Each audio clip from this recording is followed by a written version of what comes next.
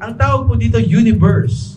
At sa universe, there are so many galaxies na puro gases and space dito po sa lugar na yan. Napakalawak na kahit pinakamatalinong tao, hindi pa rin masukat ang creation na ito. At hanggang ngayon po, pinag-aaralan.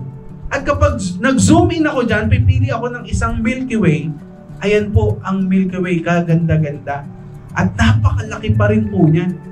At kapag zoom in natin dyan, sa loob niyan, ay nandun ang solar system. Nandyan ang Jupiter, di ba? Mercury. So, nandyan ang iba-iba pong planeta. At lumilibot po sa araw. At nandyan nga ang ating tinitirang mundo, ang Earth. At doon sa Earth, nandun ang Pilipinas. At pag zoom in natin, yung kulay-pula na yan, yan po ang Bulacan. At sa Bulacan, nasa Bukawi City Mall. At kapag zoom in dyan, nandyan ang nagpupurihang mga anak ng Diyos. Pwede ba natin palakpakan ng Diyos na buhay?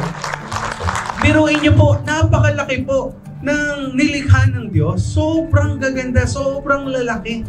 Pero ano ang tao na napakaliit kapag tinignan sa lahat ng nilikha para mahalin ng Diyos? Ano ka nga ba?